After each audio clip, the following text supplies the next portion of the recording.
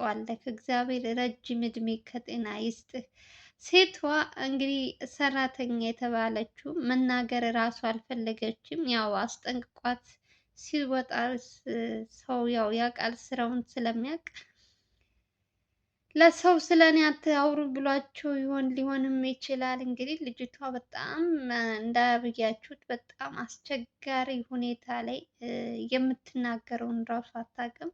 ተቀበጣጥራለች። እንደውም ያችኛዋ ትሻላለች። ታምም ያለው ምናምን የምትለው ስበብም ሊሆን ይችላል። ግን መስፍን እንግዲህ እስካሁን ድረስ በሱ ዙሪያ ያላስገባቸው ወንጀል ሰው የለም ብላችሁ መቁጠር ትችላላችሁ። እስካሁን ድረስ የመጡት ሰዎች ራሱ የእውነት በጣም አደገኛ ሰው ነው።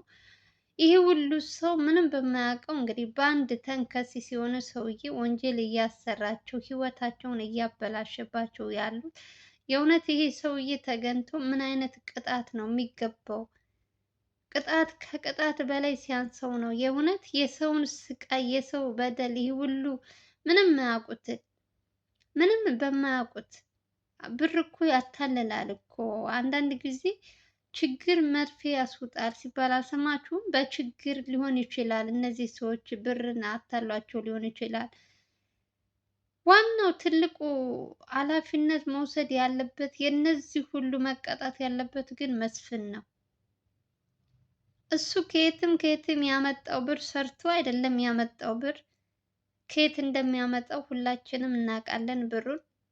ግን ሆኖም ቀረም እነዚህ ልጆች አሁን ምንም በማያውቁት መሰቃየት የለባቸውም። የእውነት እኔ አሁን በተለይ ዛሬ የቀረበችው ልጅ የእውነት አሳዝናኛለችም፣ በአንድ ጎንም አናዳኛለች። ምክንያቱም የምታውቀውን እንኳን መናገር አልቻለችም። ያው አስፈራርቷት ሊሆን ይችላል። ቢሆንም ግን ህይወት እንደዚህ በርካሽ የሆነ በገንዘብ የሚገዛ ነገር አይደለም ህይወት። ስንቶች እየተበላሹ ስንቶች በየቤታቸው ስንት እንትናቸውን አበላሽቶባቸው ገና አሁን ደግሞ አልበቃው ብሎ ደግሞ ጭራሽ ሲፈልግ ከቡና ቤት ያመጣል ሲፈልግ። እንዴት አይነት ህሊና ነው ያለው? እንዴት አይነት መጨረሻውን ያሳየን። የዚህ ሰውዬ መጨረሻ ያሳየን።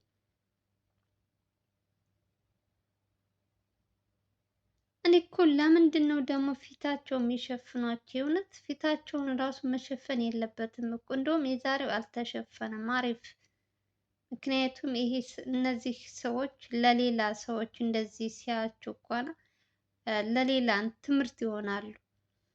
የሚሰሩት ስራ እያያችሁ ነው እንግዲህ ከመስፍን ጋር የሚሰሩት ስራ የአረመኔ የተሞላቸው ልባቸውን በብር የደፈኑ ናቸው። ለሰው ህሊና የተባለ ነገር የሌላቸው። ሰው እየተሰቃየ ነው። እዛ ጋ የታሰሩ ልጆች አሉ።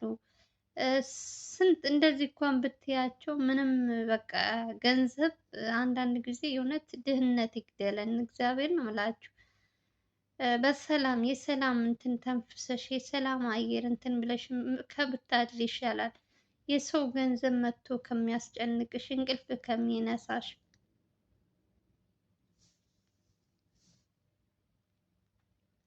ዘላለም የኔ ጀግና በጣም በጣም ዛሬ በስማም ዛሬ ብቻ አይደለም ያው ሁሌም ታኮራለህ።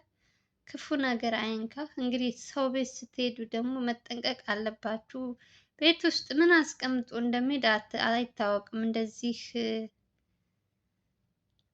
ስራውን ስለሚያውቅ ሰውየው ምን እንደሚያስቀምጥ አይታወቅም።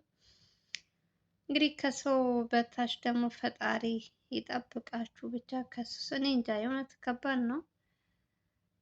ቤት ድረስ ሂደህ እንደዚህ በድፍረት እንትን ማለት ራሱ ቃል የለኝም የእውነት።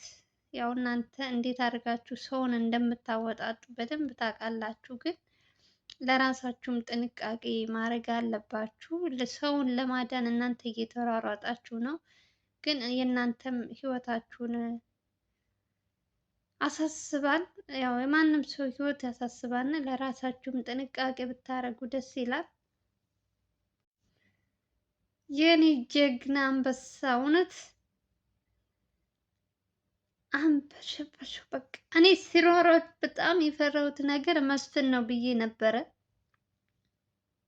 ዛሬ በቃ መስፍን ነው ልጅቷም እሱ ነው ምናምን ስላለች እሱ ነው ብዬ ነበር። ግን ያው አንደኛ ነገር አሁን መስፍን ቢይዙት ራሱ እነሱ መስፍንን አላወቁትም፣ መልኩን አያውቁትም። እንዴት መለየት ይችላሉ ነው? ድካም እኮ እየሆነባቸው ነው። የምታውቂው ሰው ቢሆን ኦኬ፣ ግን ወይ ፎቶ የላቸው።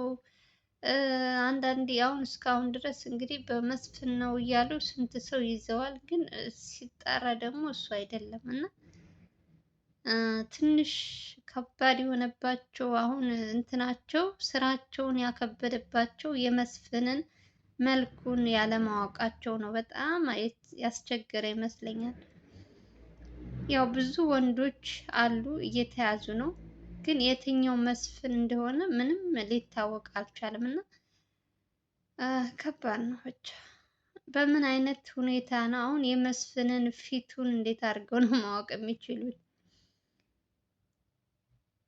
ወይ ፎቶውን ማጣራት ካለባቸው ራሱ በፎቶ አይዶት ነው እንዴት እንደሆነ አላውቅም። ብቻ ፈጣሪ ይጠብቃችሁ። ሌላው ደግሞ ቤት ውስጥ ሲጠሯችሁ ደግሞ እንደውም እንደዚህ አይነት ሁኔታ ባይሄዱ አሪፍ ነው። ወጥመድ አዘጋጅተው ሊሆን ይችላል። እነሱ መቼም ያው እንትን ወንጀል ያለበት ሰው እኮ በየትኛውም እንትን ሰውን ለማጥቃት አይተኛም። ሌሊቱን ሙሉ እንትን ሀሳብ ሲያመነጭ ነው የሚያድረው እና እግዚአብሔር ይጠብቃችሁ ብቻ። ከባድ ነው በጣም አስቸጋሪ የሰው አረመኔ ሩህሩህ የሌለው ጨካኝ ነው። የሰውን ህይወት በብር እየገዛ መጨረሻ ግን ምን እንደሚሆን አይታወቅም። መስፍን የተባለው ሰውዬ ማለት ነው። ከባድ ነው በጣም።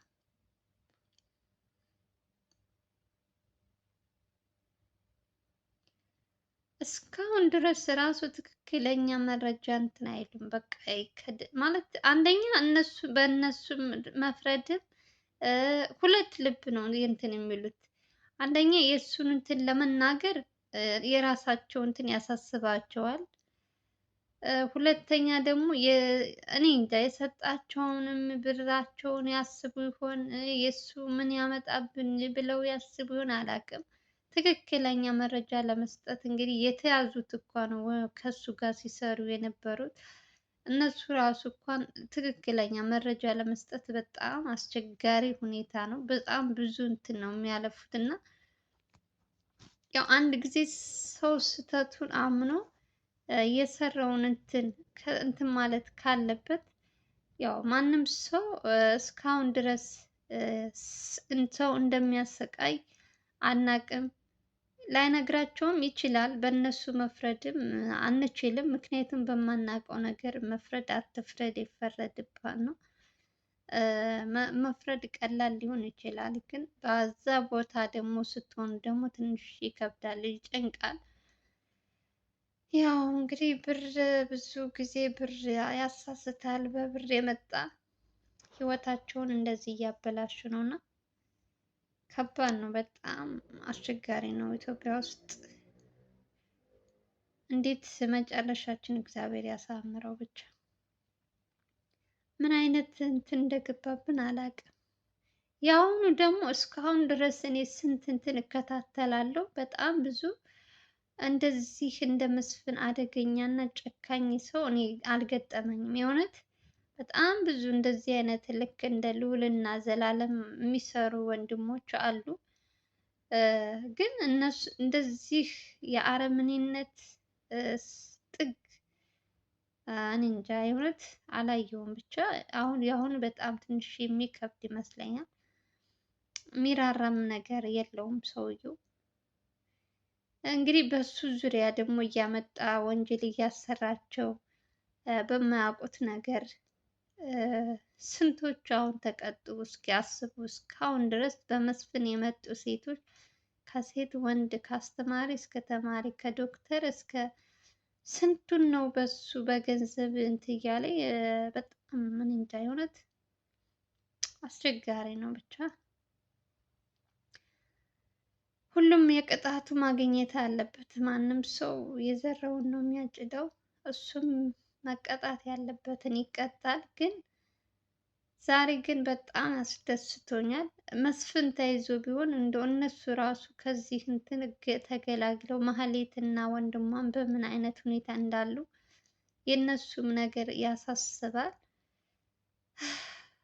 እንግዲህ ሰውየው እኔ እንጃ የእውነት ያው አሁን እንኳን ተስፋ እየቆረጠ ይመስለኛል። ሽምግልናም ይላል አንዴ ምን ውሸቱም ሊሆን ይችላል። የእሱ ነገር ያው አይታመንም። ብቻ የልጆቹ ነገርም በጣም ያሳስባል። እግዚአብሔር ይጠብቃቸው። በህይወት ስላለችም በጣም ደስ ብሎኛል።